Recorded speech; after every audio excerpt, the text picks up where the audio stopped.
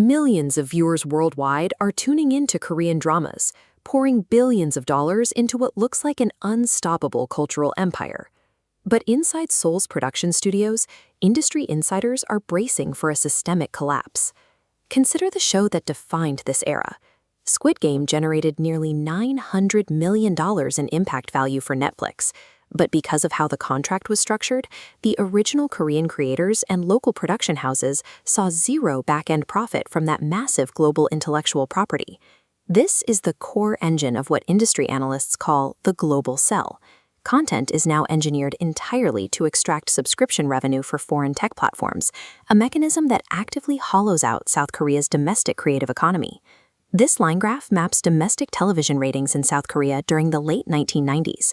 This massive peak represents a single drama reaching a 65% viewership rating. In the era before streaming, Korean television was a synchronized event. Shows created a cultural monoculture, where 2/3 of the country watched the exact same narrative at the exact same time. The traditional 16-episode format aligned perfectly with a 2-month corporate advertising cycle. And because scenes were often filmed the same week they aired, a grueling process known as the live shoot system, writers could adjust storylines in real time based on how the Korean public reacted. But look at what happens to that data in the streaming era. The arrival of global platforms obliterated the closed domestic loop. By pushing a premiere to 190 countries simultaneously, platforms like Netflix bypassed the local delay, collapsing geography and time into a single release date.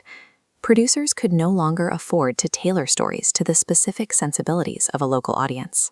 They had to pivot, abandoning the nuanced dialogue of the domestic market to engineer plots that could easily translate to a highly diverse global mass audience.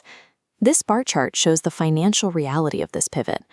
A typical legacy broadcast drama costs about $3 million to produce. Streaming platforms pushed that standard to $30 million, triggering severe hyperinflation across the entire industry. Legacy domestic networks, like KBS, rely on a stagnant local advertising market.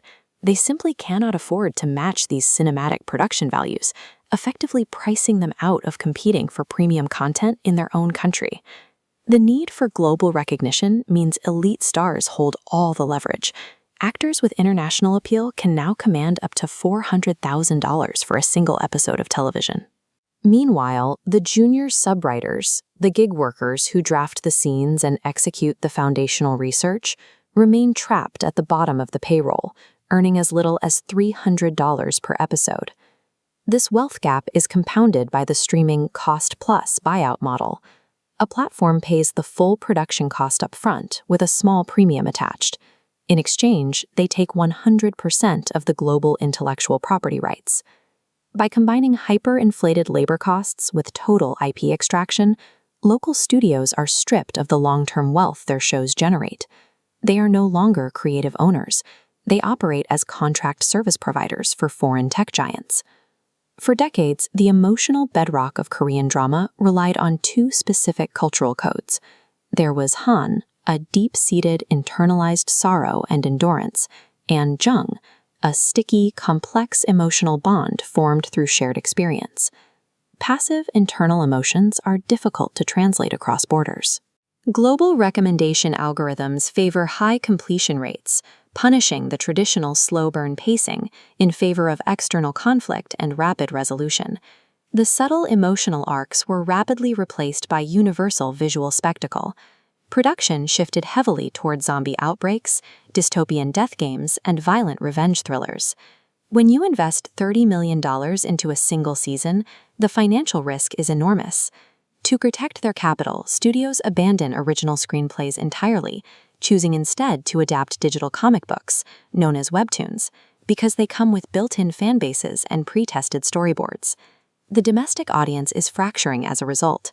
Younger viewers, conditioned by this faster pacing, now find traditional narratives too slow, frequently watching episodes at 1.5 speed to skip the dialogue and jump straight to the plot points. They are increasingly migrating toward vertical microdramas.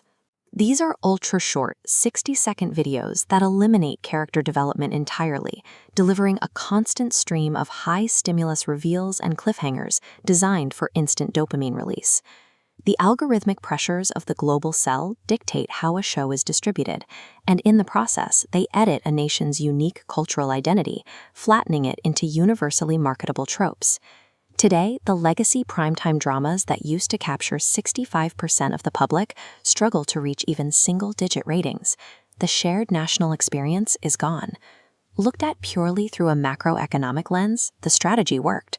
The pivot to a global audience brought billions in foreign investment, elevated local actors to worldwide stardom, and handed South Korea immense geopolitical soft power. But that export dominance sits directly on top of a decaying domestic foundation. The middle-class creative jobs are disappearing, the local networks are starved for cash, and the nuanced stories of everyday Korean life are left unmade. If the industry continues to function solely as a content factory for American streaming platforms, producing perfectly optimized, culturally odorless entertainment for a global algorithm, will K-dramas eventually cease to be Korean at all?